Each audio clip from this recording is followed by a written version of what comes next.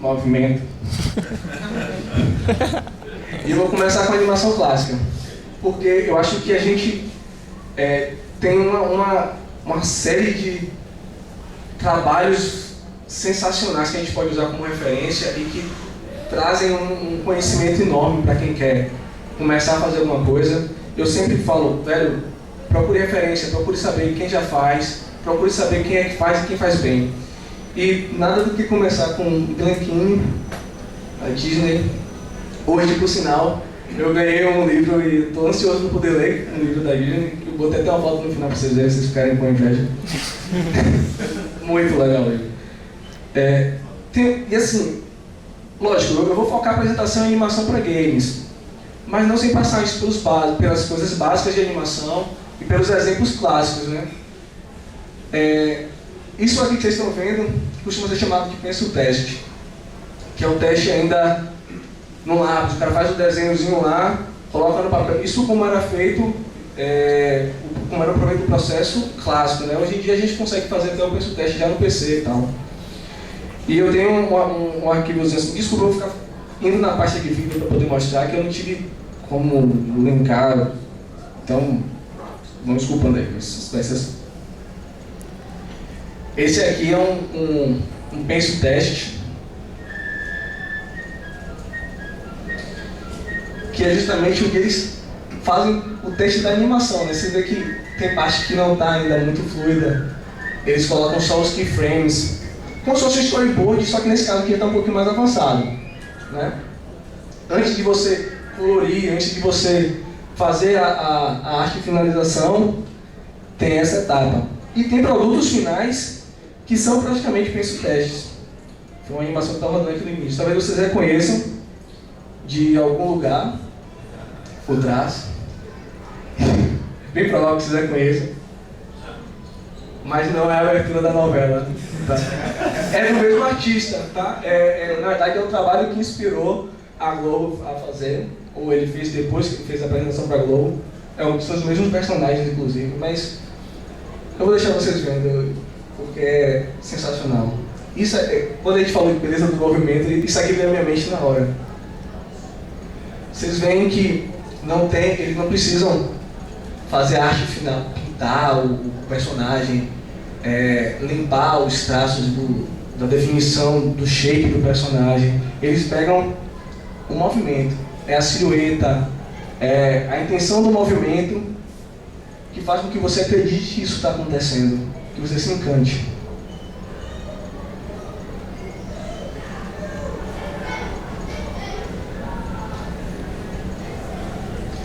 O site dele eu coloquei no final, não sei como é que eu vou poder passar para vocês esse material, mas vale muito a pena conhecer o trabalho desse cara, é fantástico. Olha isso.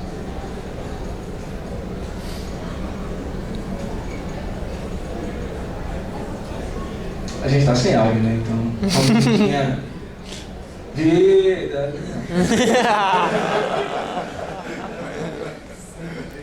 Vamos lá. Então, assim, falando dos clássicos, nada como falar do exemplo mais clássico de animação, que é o Bouncing Ball. Acho que todo mundo que eu ver resolve falar assim, pô, vou estudar animação. O primeiro material que encontra é falando do Bouncing Ball. E isso é muito importante. Muito importante. Tem conceitos aqui que são triviais, mas que são decisivos para qualquer animação. Por exemplo, o timing e spacing.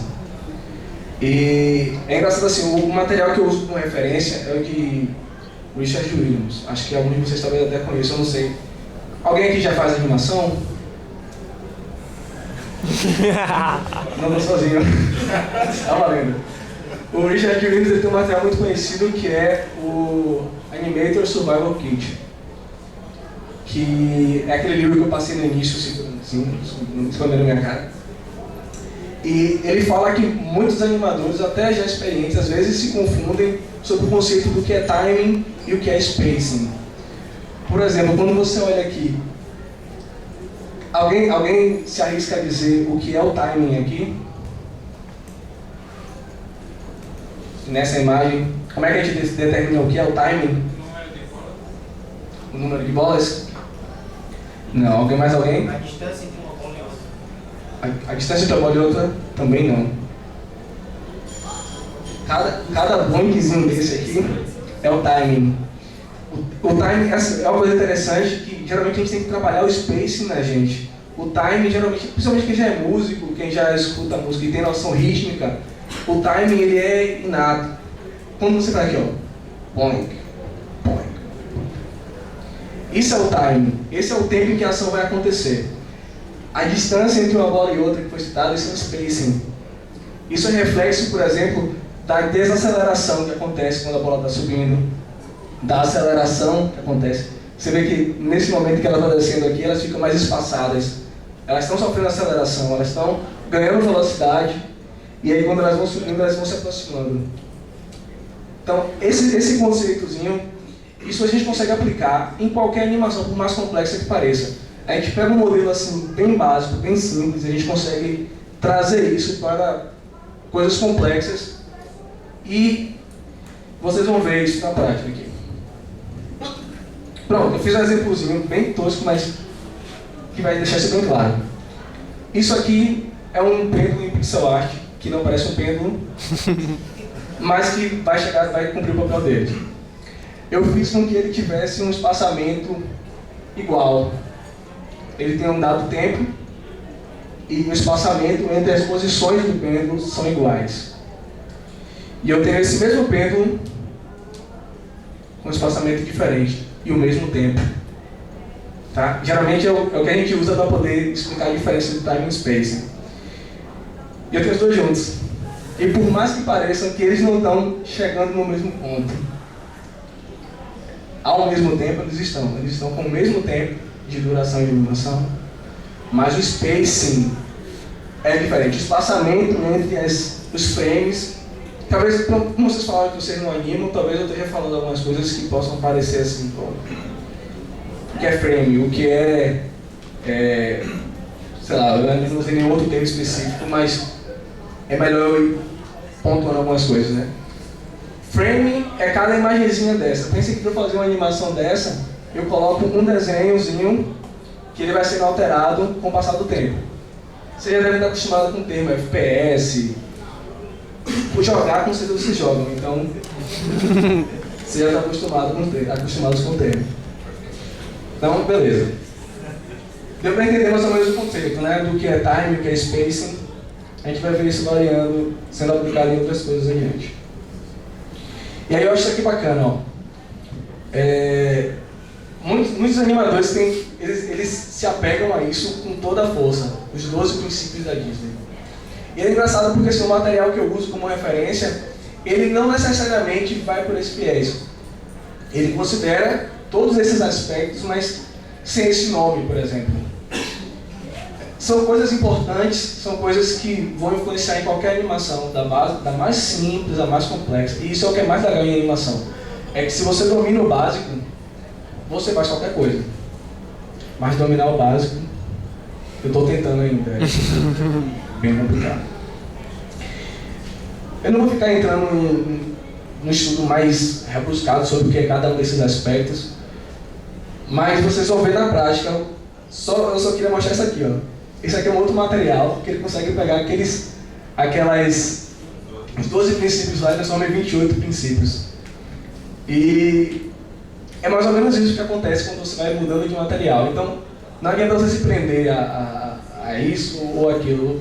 O meu conselho é, quanto mais referências você tiver, melhor. Principalmente referências práticas. Você tenta observar essas teorias na prática, que é quando a mente de vocês mais vai abrir.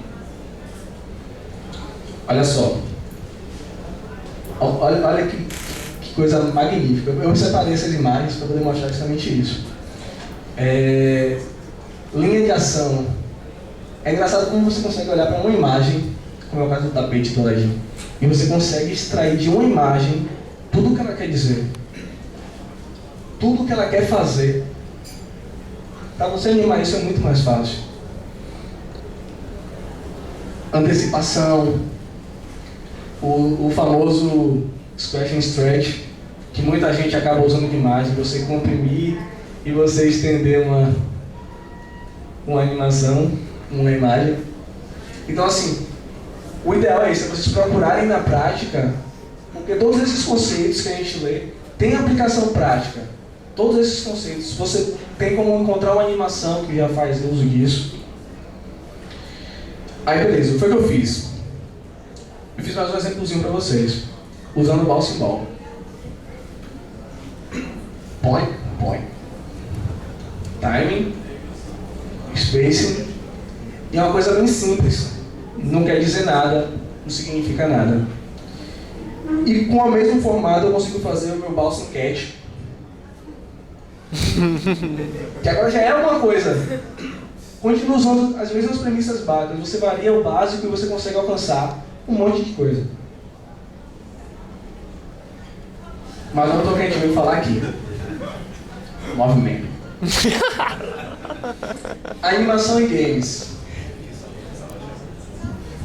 É interessante porque assim, a animação clássica ela tem outras preocupações que a animação dos games não tem. Você tem que contar uma história na animação. No jogo não necessariamente você precisa disso, você pode fazer isso, mas você não necessariamente precisa. Com aquelas animações entre o jogo, durante a apresentação, etc.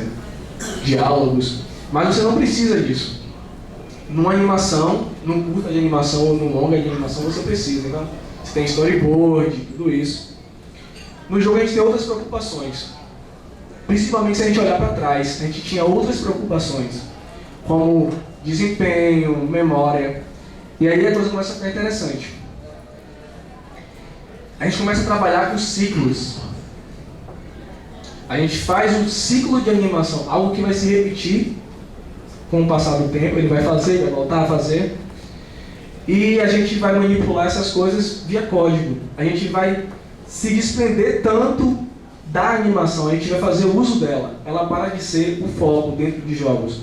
Ela é utilizada sem ser o foco. E aqui eu tenho alguns símbolos interessantes. O dali da esquerda, por exemplo, que alguns de vocês talvez reconheçam, do Glauber Kotak, que é brasileiro, ele foi o artista responsável pelo Rogue Legacy, por exemplo. Está trabalhando agora no Duelist. E como é o nome do Kesman, eu acho. Chasm. Bala. É sensacional, ele para mim é um dos animadores de pixel art do Brasil, que eu mais admiro, junto com o Pedro Santo, exatamente, da Miniboss. Esse é o Terraria, né? Está em desenvolvimento.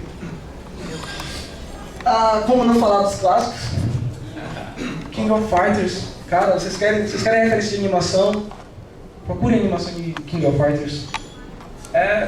Vocês vão aprender pra caramba. Tem muito conceito de animação aplicado nesses sprites, nesses personagens. Mais uma do Glauber. Ele é uma mulher. Eu não lembro o nome dela. Muito boa também. Depois eu falo com ele. Acho que tem no material na referência. E assim, eu vou tentar quebrar para vocês alguns desses ciclos que são mais utilizados, né? Porque todos os jogos têm ciclos, como eu falei. A gente não vai criar uma animação de jogo. Imagina você pegar um jogo que é uma experiência completamente variável e querer ficar desenhando. Eu lembro quando eu comecei a ver, vocês sabem aqueles videogamezinhos portáteis que tinha, que era tipo LED. Game & Watch. Game & Watch. Acho que era isso. Que você tinha já os personagens, você ia acendendo eles, né? Aí você via todos os desenhos ali, eu pensava, cara, se isso é assim, imagina no Super NES. Os caras devem desenhar minha televisão toda e ficar acendendo. Eu era muito babaca.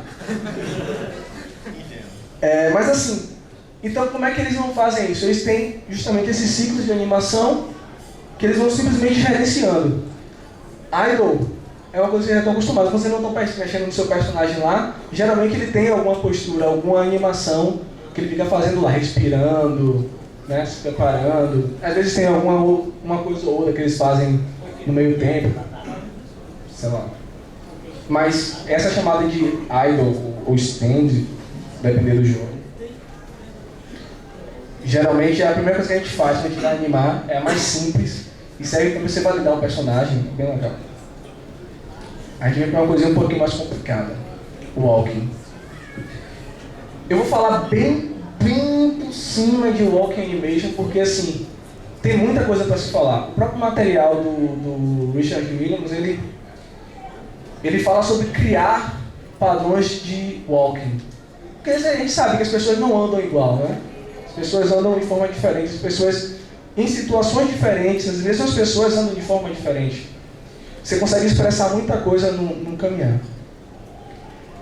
Então, eu tenho um bichão ali, esses aqui vidas, tem os outros 2 personagens que eu fiz aqui, e tem essas coisas legais aqui, que é do Crawl e... Não precisa dizer não, né? Olha isso, gente. Inclusive isso aqui passa até por um aspecto que eu não vou cobrir aqui. O Pedro me passou o material, eu fiquei encantado. Isso aqui é daquele material que você me passou. Que é de Subpixel Animation. Cara, isso aí é outro mundo. Quando vocês ouvirem, quando você fala, tô animando legal, pesquisa Subpixel Animation, você vai saber que você não sabe fazer nada. E é muito da hora. Então, assim, vou pincelar umas coisinhas básicas do walking, que é uma coisa que a gente acaba tendo que usar. Quase todo jogo a gente tem um personagem que anda, tá? Como vocês perceberam aqui em cima, o personagem está andando sem sair do lugar, né? A gente move ele via código. A gente chama o ciclo de animação e a gente move ele via código. Então como é que a gente faz esse ciclo de animação? Eu já vi muita coisa assim. É engraçado que quando você começa a se questionar como é que você anda, tem as coisas engraçadas. Olhando assim parece óbvio, mas tem gente que acha, eu já ouvi isso algumas vezes, que é completamente possível você andar colocando a perna direita para frente e o braço direito para frente. Mas eu duvido qualquer um a sair correndo de um lado daqui para o outro, fazendo isso. Andando eu quero ver, eu preciso andar assim. Não dá. A gente precisa balancear, equilibrar o centro de massa da gente. A gente tem que fazer esse movimento contrário. Mesmo que você não queira, você tenta diferente, o seu corpo agita para você, senão você cai. É uma escolha sua, mas... Então assim, e outra coisa interessante. Down position, up position. Isso dá uma diferença. Você colocar peso na sua animação. Então assim, vou falando aqui, já está escrito, mas esses são os quadros chaves de uma animação, tá? Contato, é aquele momento em que o pé está no chão e o outro também. Você está tocando o chão com os 2 pés, acabou de tocar o chão. Down position é justamente quando você coloca o pé no chão e o seu peso está vindo para cá, você vai carregar o seu peso. É quando você sente o peso do seu corpo, é justamente no down. Tem muita animação que não tem isso aqui e parece que o personagem está flutuando. Assim. Sabe quando você segura alguém pela camisa e fica balançando as pernas? A impressão que dá é essa. Quando você anda com um personagem que ele não move a cabeça do lugar, quem é que consegue andar assim? Não funciona. O up position é justamente quando você projeta seu corpo para frente. É engraçado o que o Richard Williams fala, o que ele fala é que assim, andar é a arte de você cair e já pegar na queda para continuar caindo. Andar é um processo de queda. Você está projetando seu corpo para frente, caindo, pegando o peso e aproveitando para se jogar para frente novamente. A inércia. Então, essas pecinhas aqui, por mais simples que pareçam, a gente tenta fazer sem uma referência, a gente acaba pecando em alguns aspectos, só por não ter olhado isso aqui antes. A gente pode parar, filmar uma pessoa andando, colocar em slow motion, e o que você vai observar é exatamente isso aqui. A gente vai pro running, que também é outra coisa que tem em muito jogo. E que é diferente de um walking fast, né? Você andar rápido. Correr, ele é uma outra coisa, embora seja muito parecido. Você tem alguns elementos que se repetem, mas uma das coisas que eu posso destacar assim, que é bem diferente de quando você anda e quando você corre, é que quando você está correndo tem algum momento em que os seus 2 pés não estão no chão. E aí tem muita gente que quando fala assim, fica assim... Nada.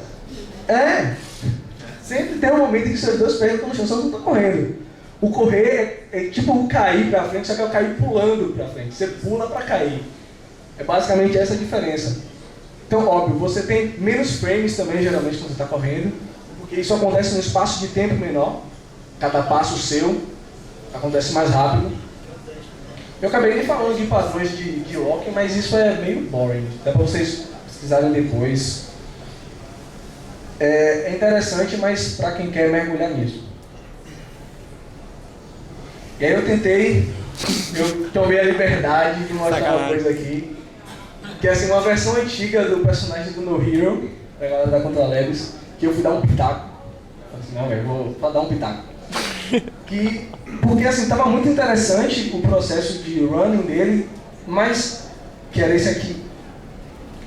Mas na época eu falei assim, cara, tem alguma coisa estranha. E foi quando eu parei para olhar frame a frame que eu fui descobrir o fato dele estar estacionado basicamente na mesma altura. Ele não tinha, ele desce, sobe, não tem a cadência do ciclo. E a pena dele é que o cara, quando ele faz o contact, ele pisa com a ponta do pé, ele faz isso aqui, ó, quando ele está andando. Ele pisa com a ponta do pé, chuta para o fundo do pé e volta a andar. Como se o cara estivesse andando assim, ó. Aí eu falei, poxa, eu vou tentar dar um toque. Se ele falar assim, é meu, faça o que quiser. É um direito dele, eu vou me arriscar. E aí o Vitor falou assim, não, cara, pô, bacana, vou fazer isso sim. E aí ele refez a animação, nos dois sabores aqui também. Mas ele fez uma coisa legal e falou assim, pô, velho, ficou muito melhor agora. E o que ele fez, na verdade, foi aplicar justamente conceitos, como a gente vê aqui, ó. Vocês percebem que não é estático o negócio, ó. Olha aqueles processos, o processo que eu falei na animação de walking, né? Quando você está caminhando. O personagem joga o corpo para frente, quando ele chega aqui, ele sente o peso e ele desce. Então, por isso que fica assim, parecendo uma função seno, sabe? Porque você sobe para você jogar o seu corpo e você desce. Esse momento aqui é aquele que eu falei, ó, em que ele não está com nenhuma das pernas no chão. Isso é correr. E é engraçado como coisas simples assim, a gente só para observar quando a gente tem que observar. A gente só observa que só para pensar que existe quando a gente para observar de fato. Tem ao lado da esquerda, eu tentei evidenciar justamente esses momentos, né, de up e down, que eu já vi muita animação em que o personagem fica estacionado assim. Ele não tem alteração de altura. Dá a mesma impressão novamente de que tem alguém segurando pela camisa aqui, ó. Sabe que você pega aquele menino pequeno e segura, vai pra cá, ele começa a mexer as pernas, pronto. A impressão que dá é essa. Mais uma coisa de ciclo. Tem mais pra frente, eu mostro depois. A gente vai pra uma área agora que eu não tenho muito domínio. Eu queria muito que Daniel estivesse aqui para poder falar. Que é a animação em games 3D. Eu fiz um workshop recentemente, mais uma iniciativa da Bind, lá na UNEB, que foi de programação e desenvolvimento de jogos 3D, usando o Maya e o Unity. E cara, é muito legal o processo, é muito bacana. Eu não cheguei a comentar. Na época dos jogos clássicos, na época das animações clássicas, você tinha vários profissionais envolvidos no processo de animação. Aquela animação toda que você vê o Rei Leão, que você vê do início ao fim, você fala, cara, velho, o Walt Disney era foda, como é que ele fez todo esse desenho, pintou, animou? Não foi ele. Óbvio. E teve uma série de profissionais, e cada profissional tinha um papel muito específico. Existe um profissional chamado in-betweener, que é assim, o animador, o key animator, o animador que é mais experiente, que já está mais acostumado, ele faz a animação, ele pega o personagem, ele coloca nas posições-chave. Por exemplo, eu vou fazer um walking, né? Se eu vou fazer um walking, vocês viram ali que no walking tinha... Eu tenho aqui 5 desenhos, né? Sendo que o último já é o próximo contato. Então, para eu voltar para o primeiro, é como se eu pegasse esses 3 daqui com a outra perna e jogasse para cá. Certo? Aí eu voltava para cá. São 8 frames. É um ciclo de 8 frames.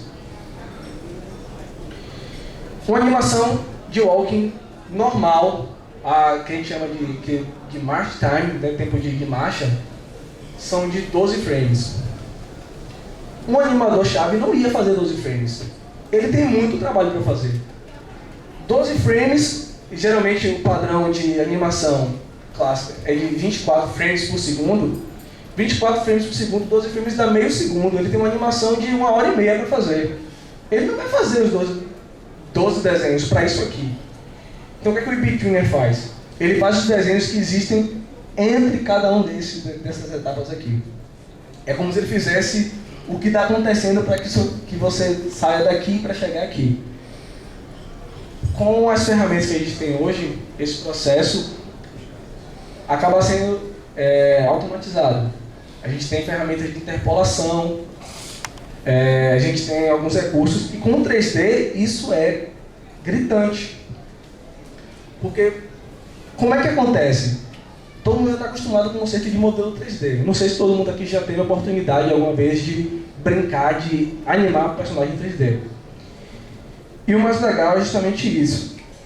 É que você consegue associar a cada ossinho que você põe no personagem, cada bone, você consegue associar uma malha, uma parte do modelo 3D que você vai controlar para você animar.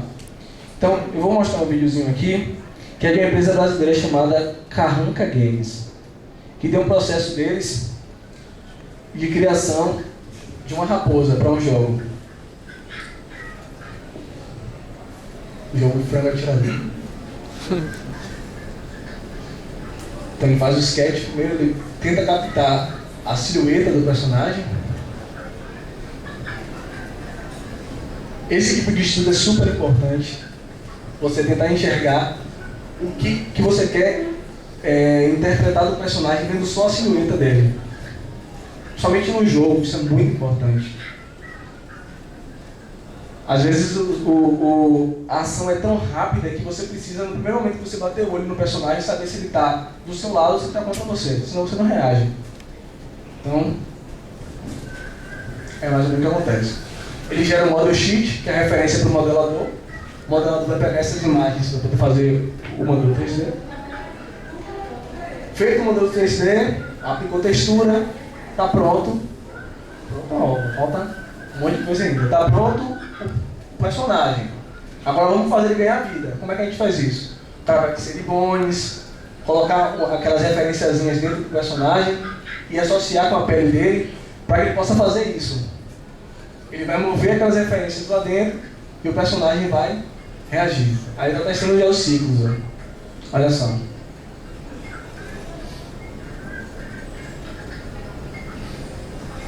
É engraçado como são uma série de etapas que está por trás da coisa e você às vezes nem imagina o que é que está acontecendo de fato.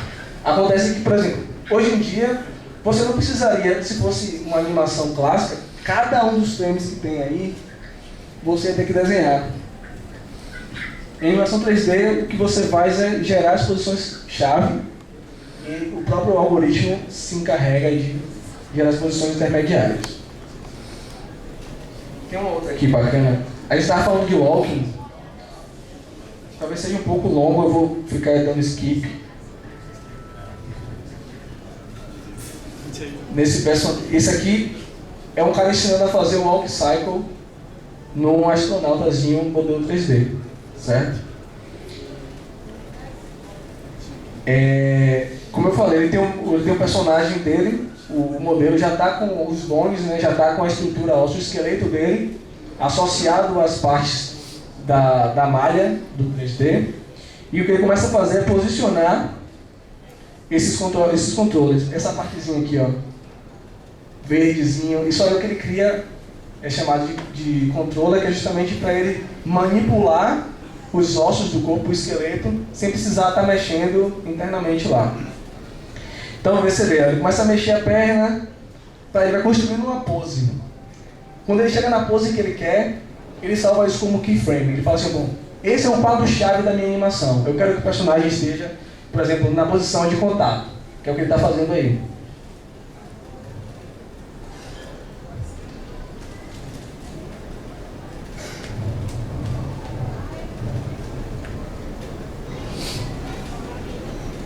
Pronto.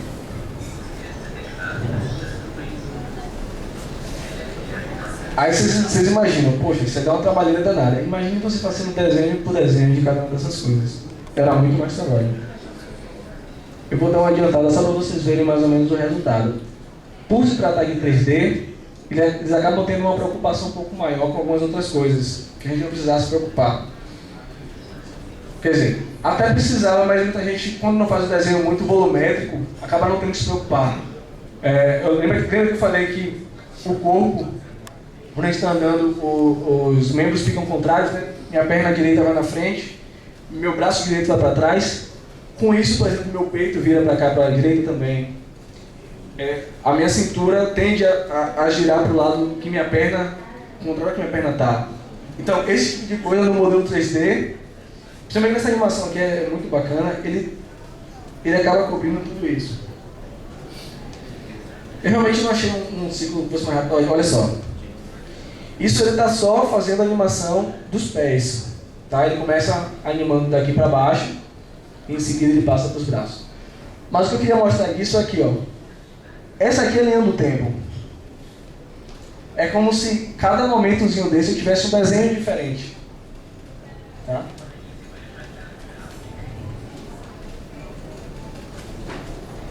Queria só mostrar só depois de finalizar, acho que tá bacana. Olha só.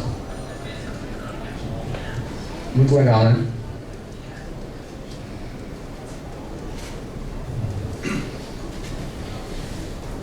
E já não bastasse esse cheat,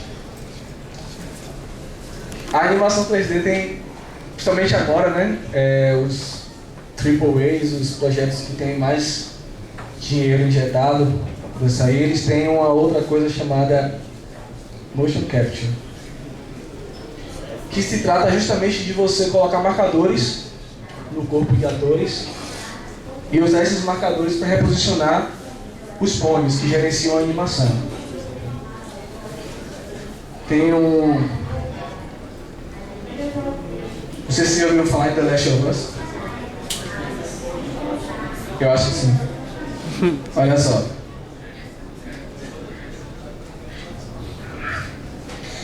Eu imagino que seja um pouquinho ridículo para os atores ficar com essas roupinhas.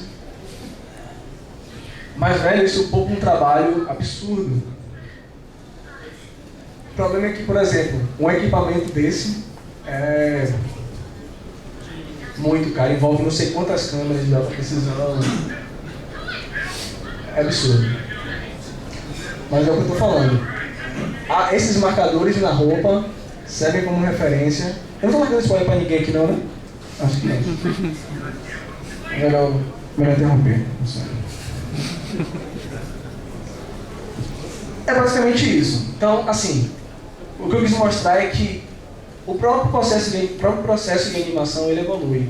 Ele vem sendo aprimorado com o passar dos anos.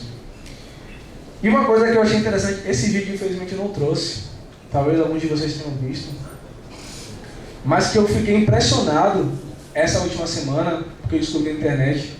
Eu falei, cara, isso é sensacional. Porque os modelos 3D, eles têm eu diria um problema, que assim, por eles serem mais técnicos, menos suscetíveis à nossa interferência, eles têm amarras lógicas para se movimentar, eles não davam aquela liberdade criativa que a gente tem nas animações clássicas. Quem nunca viu aqueles movimentos absurdos do Papaléguas e o Coiote? Cara, do Pateta andando. É uma coisa do tipo, para ele passar a perna, ele passa a perna atrás, gira na frente e joga lá. Ninguém anda assim, mas o efeito visual disso é impressionante. Eles conseguem se deformar para poder fazer uma ação que ela é muito mais impactante quem está assistindo, por mais que não pareça tão real. E aí eu vi que começou a sair o primeiro trechozinho de um longa que estão fazendo do Popeye. Não sei se todo mundo viu isso. Cara, é impressionante, é 3D, e eles conseguiram reproduzir justamente aqueles absurdos que encantavam tanto nos projetos de animação clássico. É incrível, eu recomendo vocês procurarem curta do Popeye, ou acho que é animação do Popeye. Infelizmente eu não consegui trazer o vídeo. E aí a gente vai para a parte que eu gosto, que é jogos 2D. Tem uns clássicos aí. Eu acho que um monte de gente vai se identificar nesses clássicos. Eu quero sair daqui pelo menos com a impressão que eu quero que vocês saiam daqui pelo menos com a impressão de que eu tenho bom gosto. Por isso que eu caprichei. Symphony of the Night, Castlevania. Meu Deus. Vocês querem ver a animação? Joguem isso. É incrível, é incrível. Rei Leão, eu não entendo. Deus do céu, como é que os caras faziam aquilo naquela época? Eu já falei de King of Fighters, mas não custa lembrar. King of Fighters. Qualquer um, vai pegando 97 pra cá, tá lindo. E assim, eles têm. Vocês podem até falar assim, pois é, velho, essa era do 2D era muito legal. Pena que ficou pra trás. Ai de alguém que fala isso comigo, meu. Olha só o que eu trouxe. Pô, já pegaram na ferida, Toyfall. Limbo, Child of Light. Eu coloquei duas da Ubisoft, coloquei dois jogos independentes. Já pra ele falar assim, não, jogo 2D hoje em dia só quem faz é indiezinho, não tem dinheiro pra fazer jogo, eu vou fazer jogo 2D. Oi? Cara, Rayman é assim. Eu confesso que eu conhecia pouco do Rayman. André me mostrou. E eu falei, gente, isso não existe mesmo, velho. Que coisa fantástica. E aí eu fui ver Child of Light. JV compartilha, compartilha do mesmo sofrimento que eu tenho. Eu tenho que algum dia na minha vida colocar as mãos na UbiArt, que é a engine da Ubisoft, que é uma coisa fantástica. Eu sei que ferramenta não define produto, mas, meu Deus do céu, o que os caras fizeram foi uma coisa linda. A ferramenta que eles criaram para poder desenvolver jogos 2D é sensacional. Eu vou parar, senão eu começo a chorar. Então. Esses jogos têm uma coisa em comum. Aqueles primeiros que eu mostrei. Eu comecei por Castlevania. Sempre que eu olho para isso eu me assusto. Isso é um sprite sheet. Tá? O que é um sprite sheet? Vou falar um pouquinho de conceito.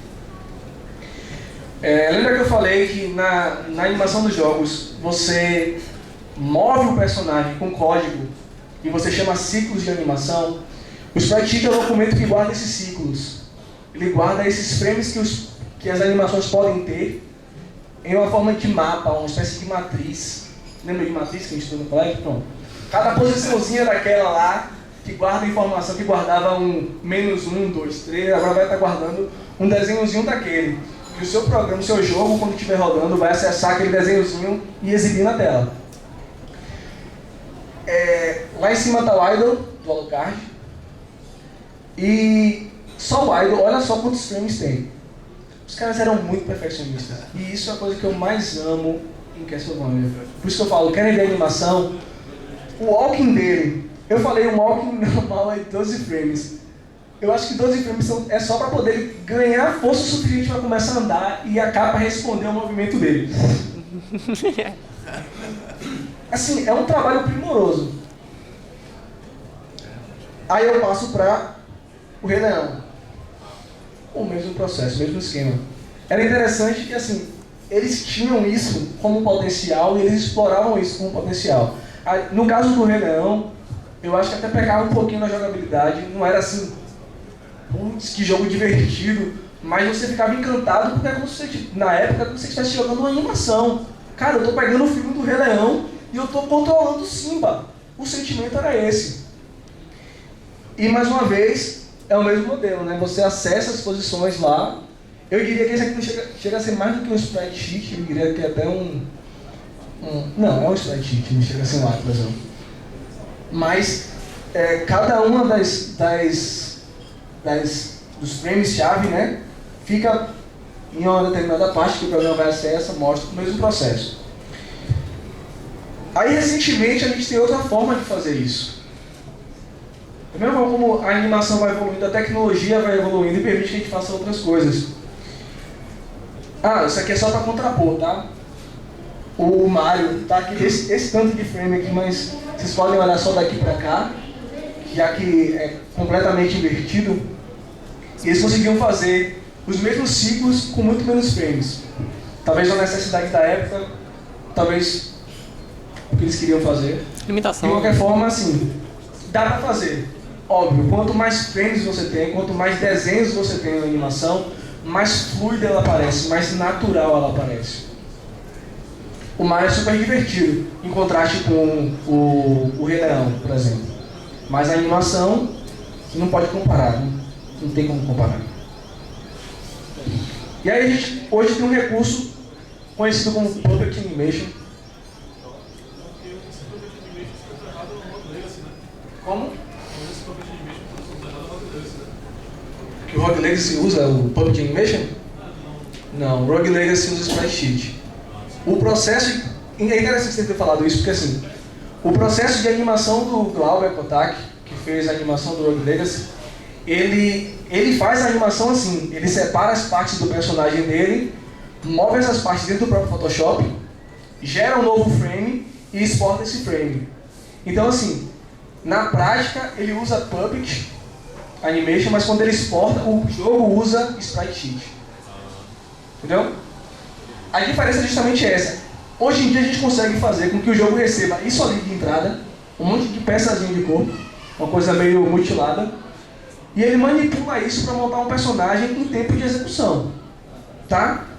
É isso que é interessante. Ao invés de eu ter lá como se fosse um banco de dados de imagem, que eu vou escolhendo essa ou aquela para exibir, quando eu estou fazendo a animação, eu pego vários pedacinhos e eu vou montando na tela. Além de eu modificar a posição do personagem via código, eu estou agora modificando a própria imagem via código. Isso a gente não podia fazer antes. Inclusive é o que eu faço no Gabiru, que é o projeto que a gente está trabalhando agora. Eu tenho as partes separadas e quando eu vou fazer a animação eu pego essas partes e dentro do próprio Unity eu saio manipulando para poder gerar a animação. Ferramentas.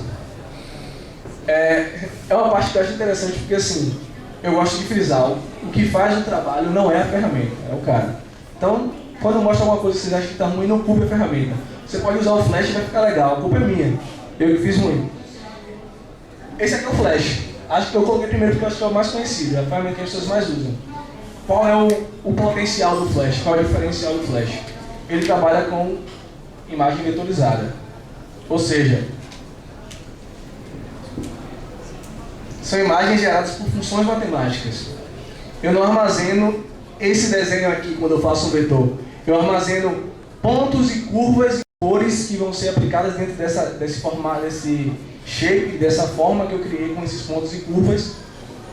Resumindo, é código. Por ser código, ele ocupa menos espaço de memória e eu consigo criar interpolação. A mesma coisa que eu faço com o 3D. Eu consigo criar posições intermediárias só modificando funções. Então eu preciso de 1 milhão de desenhos. Basicamente é isso.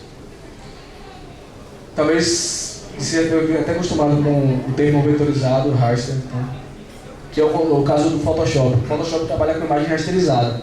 Então, cada framezinho desse aqui tem que ser desenhado de fato. Ele não vai gerar para você pontos intermediários. Né? Além dessas duas ferramentas, eu estou colocando no seu trabalho, tá? Tem várias ferramentas. Essa eu comecei a usar há pouco tempo. Chama Pixlr. Esse cara aqui, ele é brasileiro. E essa ferramenta é para smartphone. Esse cara é doente, ele fica animando no smartphone. E é muito legal, velho. Assim, você ter esse tempinho livre e você querer estudar uma coisa, principalmente pelo fato de ser pixel art, tem coisa muito complexa. Eu mostrei na estante aqui uma animação de Metal Gear, ou de Metal Slug, e vocês viram o nível de complexidade de um trabalho daquele. Mas você consegue fazer muita coisa simples, estudar conceito, por exemplo, de animação, usando pixel art. E com uma ferramenta dessa na mão, pô, tô aqui esperando alguma coisa, vou jogar em Reaper, tá? Aliás, deixa eu praticar um pouquinho de animação. Tem doido pra tudo. Basicamente é isso. Esse aqui é o livro que eu ganhei hoje. Peguei um presente de aniversário. Esse é o que eu já tenho, esse também. Esse aqui não é nem de animação, mas serve como referência pra caramba. Tem muitos jogos que já foram feitos e que fazem você pensar, cara, Era incrível como a galera produzia coisa bacana com tão pouco recurso. Por que hoje a gente não faz coisa legal? E assim, eu deixei aqui alguns links úteis, junto com uma piada infame. Mas foi proposital, porque pra quem não entendeu, eu não sei se alguém não entendeu, mas vai aqui. Esse é o link. Show. E ele tá sendo útil, né? Alta lá na Tox. Ele tá sendo útil, Ele tá sendo útil. Pronto, obrigado. Vocês entenderam? Alta Lama Talks é uma artista que eu sigo na Everarte e que eu super recomendo que vocês conheçam o trabalho dela. Ela, acho que faz animação, embora eu nunca tenha visto nenhuma animação dela, mas eu digo que ela faz animação pelos desenhos dela. Aquilo que eu tinha conversado com vocês, de linha de ação. Você olha para um personagem desse, ele tá vivo mesmo ele não estático. Você sente o movimento no personagem. Né? Então, os desenhos dela tem muito disso. Ela expressa no desenho, no personagem que ela desenhou ali, a intenção dele de movimento, o movimento que ele está fazendo, o que ele quer fazer. E isso é show de bola, é muito bacana. Aí eu coloquei aqui uma lista de links. Vocês têm que acessar, vocês têm que conhecer. Quem tem interesse por animação em pixel art, o Pixel Joint é referência. A gente tá fazendo, eu coloquei lá o board de André, de Pixel, que a gente está juntando muita coisa legal lá. Quem quiser falar assim, pô, eu também tenho um monte de referência, eu posso contribuir, à vontade. Esse site aqui é um que eu falo, pô, com certeza vocês têm que conhecer. Lembra aquelas animações clássicas, aqueles desenhos que eu coloquei lá do Rei Leão, do Aladdin? É um site que tem uma coletânea. Esse Live é de Live Lines Library. É uma biblioteca de desenhos, né, de line arts, que também eu super recomendo. E acho que é basicamente isso.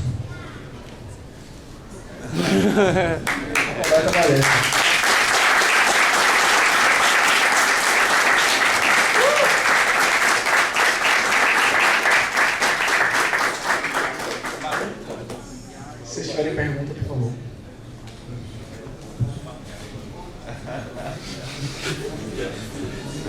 Eu sei que eu não fui tão claro assim, gente. Por favor, pergunta. Você tem algum exemplo do Gabiru animado? Como? Você tem algum exemplo do Gabiru animado? Tenho. Tenho. Eu vou ter que buscar em outro lugar. Eu não contava com isso. Na verdade, a gente tinha alguns outros vídeos aqui que eu poderia mostrar. Esse aqui eu tenho que mostrar, com certeza.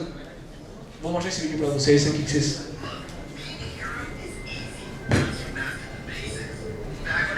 Ah.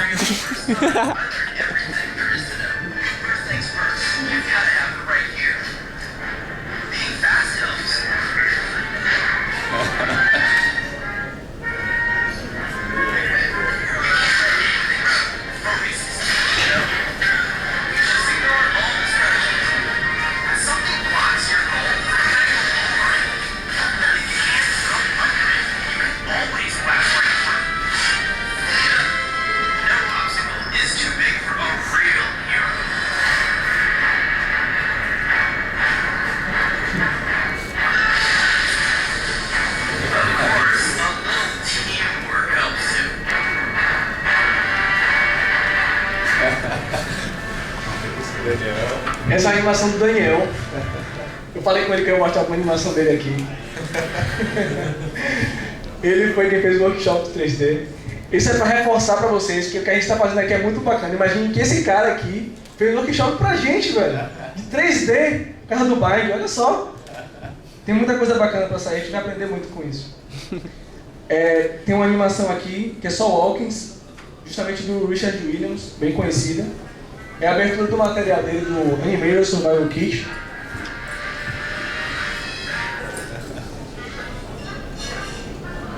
Vocês vão ver como todo mundo está andando no mesmo tempo, mas o spacing é diferente. A própria personalidade do personagem influencia na forma como ele anda. Isso é muito legal. Olha só.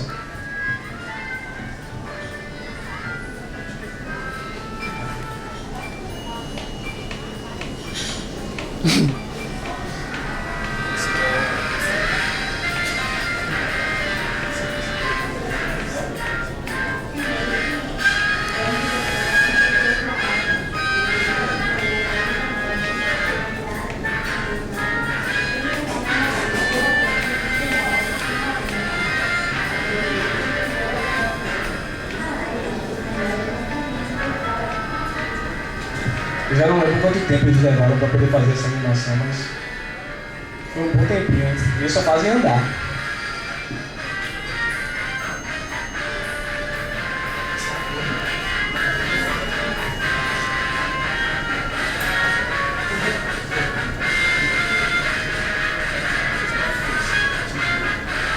Double bounce.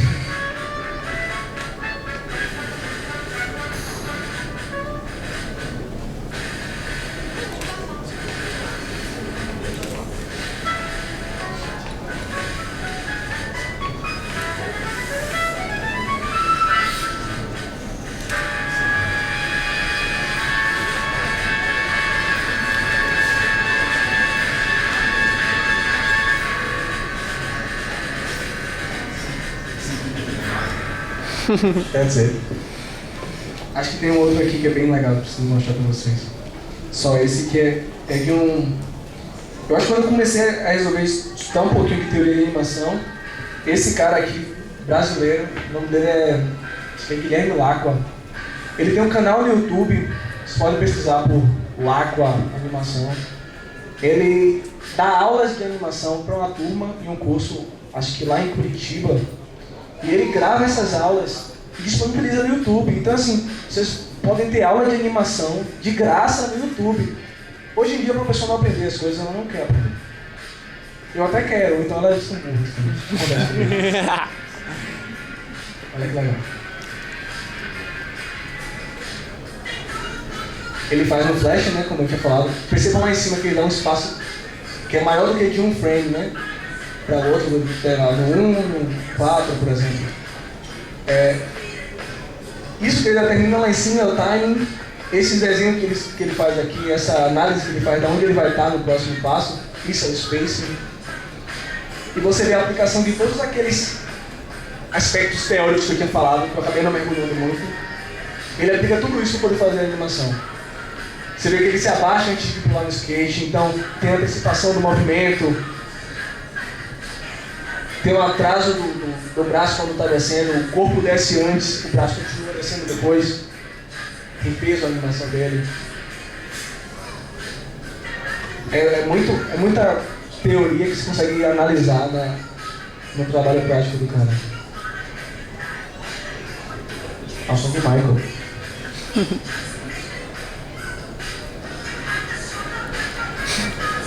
É curtinho.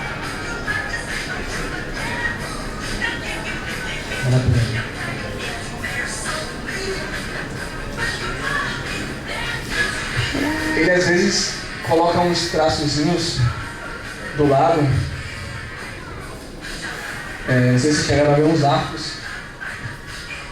Não sei se nesse exemplo específico ele faz, mas são tipo uns arcos cortados assim. Você faz um arco, faz um monte de tracinho. Justamente ele analisa o space, né? Ele fala, pô, nessa hora aqui, olha só.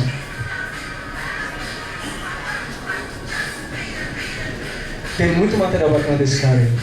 E foi através dele que eu usei ele como referência até ele me falar do Animator Survival Kit, que eu passei a usar como referência. Bem legal. Aí, ó. Isso é um projeto dele lá, o cara de Terezinha. Ele é desse Lacqua. Acho que Guilherme Lacqua. Só o restante, acho que vocês já viram já. É isso. Daí surgiu alguma pergunta?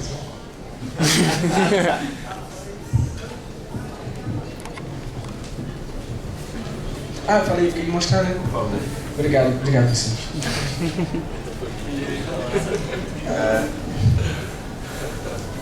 Não sei se deixei aqui. Porque assim, dentro do jogo já está diferente, mas aqui é a análise que eu estava fazendo para o climbing, né? Quanto tempo você levou para fazer esse mock aí? Esse mock? Cara, eu não sei porque eu não peguei direto não. Como a gente está fazendo como hobby, é assim, pô, essa semana eu posso fazer alguma coisa, eu faço alguma coisa. Aí semana que vem, pô, nessa semana eu nem vou mexer em nada. Então eu acabo... Assim, o personagem foi um processo... Só o personagem foi um processo muito interessante. Eu tinha uma versão bem antiga do Gabiru, que era muito tosca. E aí, eu lembro que comecei a conversando com o André. Vai mostrar a conversa? Aconteceu alguma coisa aqui. Enfim.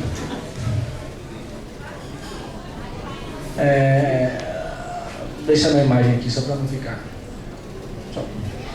Conversando com o André, a gente começou a discutir o design do personagem. Pô, aí a gente falou, cara, mas como é o Gabiru? Pô, ele é um cara...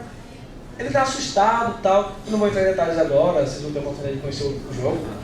Mas a gente queria expressar no personagem qual era o sentimento dele. Então a gente teve muito redesign. Só o próprio personagem aí chegar nisso aqui, que ainda talvez não seja ideal, a gente ainda está discutindo, vira e mexe a gente discute. Mas é uma coisa que a gente está fazendo diferente dos outros projetos. Eu quis ter essa experiência para ver justamente qual é o resultado, porque assim, a recomendação é, faça algo pequeno primeiro. Alguns de vocês já fazem jogos, já trabalham com jogos? Quem, por favor, levanta a mão, só para eu ter. Bacana, tudo bem. Mas vocês provavelmente querem começar a trabalhar com jogos. Calma aí, outra pergunta. E quem tem vontade? Quem tem vontade de trabalhar com jogos? Eu imagino todo mundo, mas muita gente, hein? Olha, melhorou. Então assim, quem já trabalha provavelmente vai concordar comigo quando eu falo que o importante é você começar. Tá? O importante é você estabelecer uma meta pequena, cumprir aquela meta, estabelecer outra meta, cumprir aquela outra meta. Você tem que sentir que você está fazendo alguma coisa. É uma área muito frustrante se você não termina algo. Sabe, o sentimento de, poxa, eu comecei a fazer. Eu estava fazendo um jogo aí. Qual jogo? Não sei, não ficou pronto, eu fiz uma animação. Cara, uma animação não é um jogo.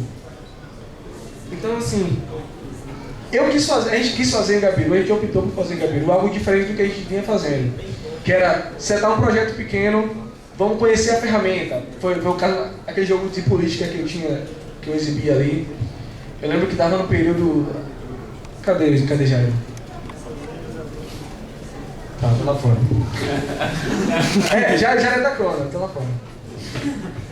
Mas, falando sério, a gente falou assim, não, vamos aprender a trabalhar com Unity. A gente estava trabalhando na época com S3, Active 3.0, fazendo jogo no Flash, né?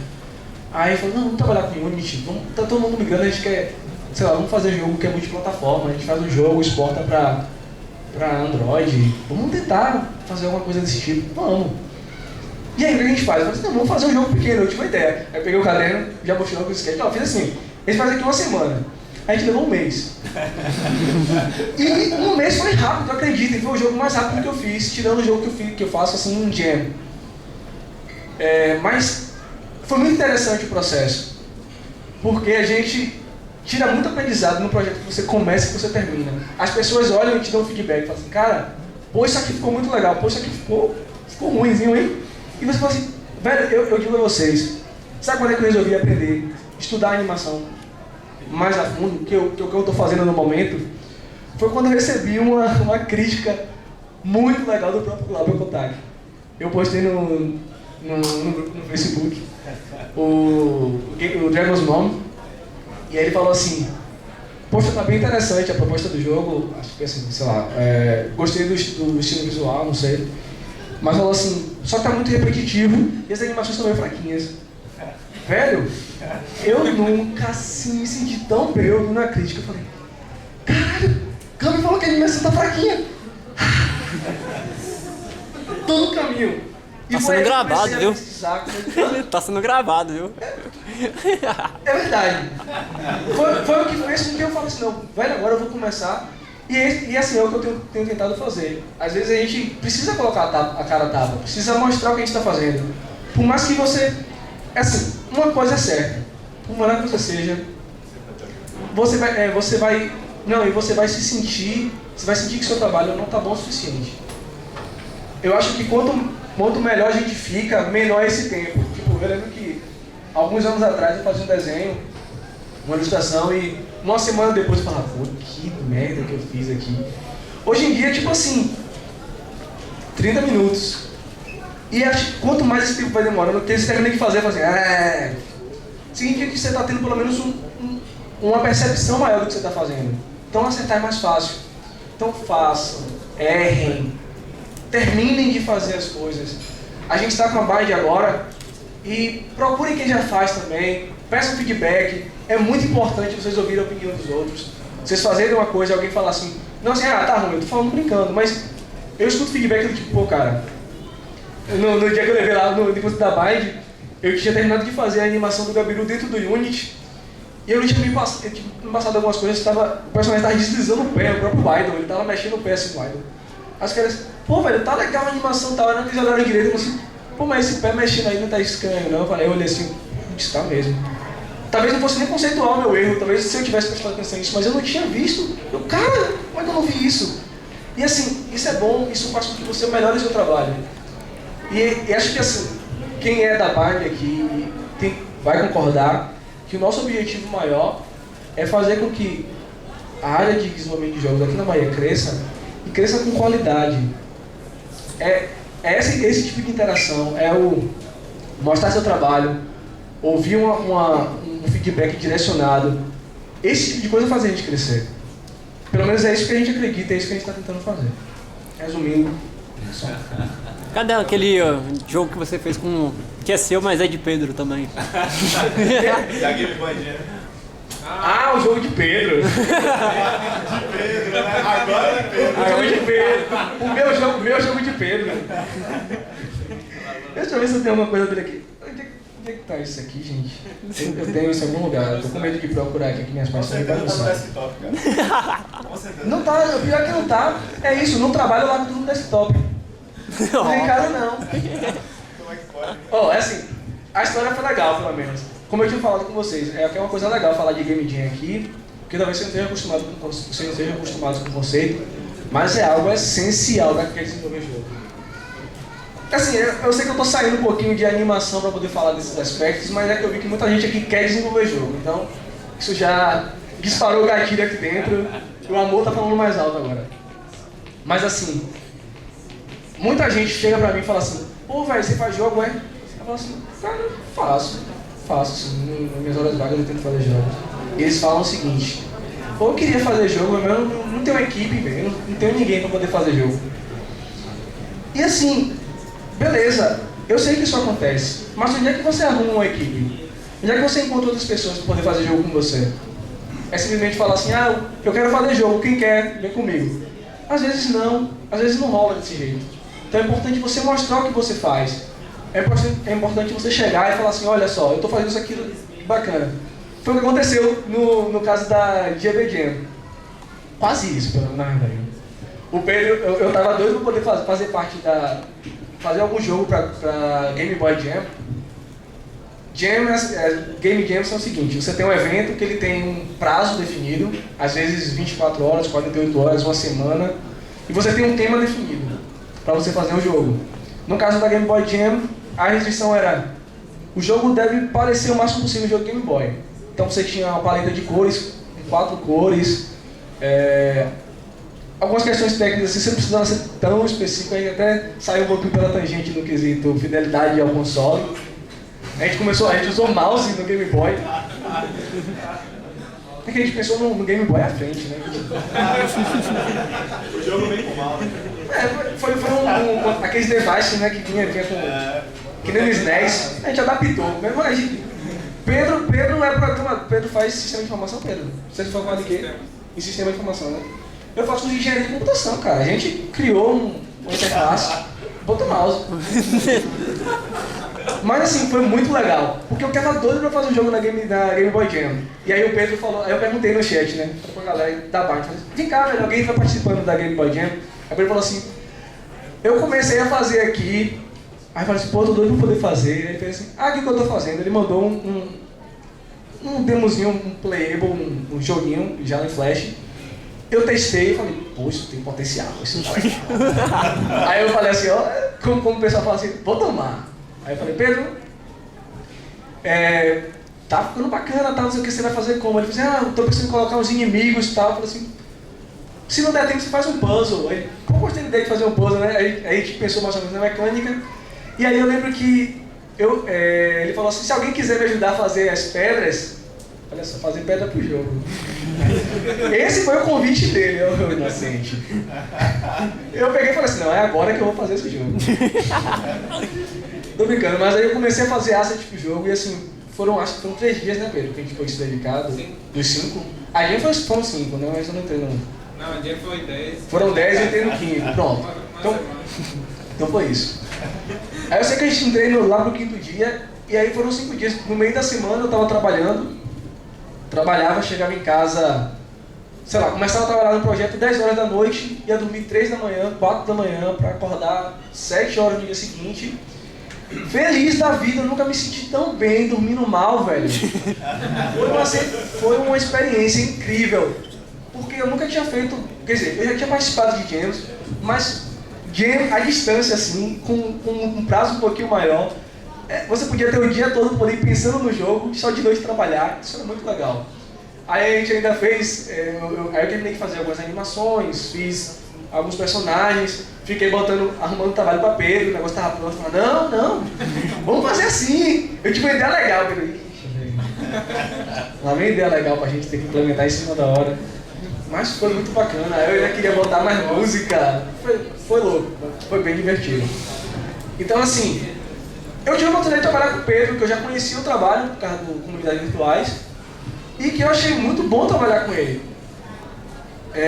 Então, essa questão de você ter uma equipe para trabalhar, muitas vezes é você se colocar em algumas situações, você falar assim, não, eu vou participar de alguma coisa, eu vou procurar algo para participar, para daí eu formar minha equipe. Talvez não seja o caso de eu montar uma equipe para fazer um jogo primeiro. Vamos tentar participar de uma jam. Onde é que vai ter jam? Tem um monte de jam online, cara. Se vocês procurarem, e a gente, como Bind, está começando a promover esse tipo de coisa. Vamos montar uma jam. Provavelmente a gente vai ter certeza que no início do ano que vem, esse ano, lá em Feira de Santana, eu fiz a Global Game Jam, fiz uma série da Global Game Jam, que é uma jam que acontece todo ano, no mundo todo, na mesma data. A gente fez em Feira de Santana, o JV fez aqui em Salvador, e esse a gente pretende unificar no próximo ano, fazer só aqui em Salvador, chamar a galera de feira pra cá, pra gente fazer uma jam, são 48 horas, e vocês saem de lá com o jogo pronto, aquilo que eu falei, um projeto com início, meio e fim. Pode ser curto, pode ser tosco, provavelmente vai ser. Mas vocês têm a oportunidade de experimentar, de criar uma coisa nova, de entender esse universo que é fazer jogos. Acho que eu já falei demais, né?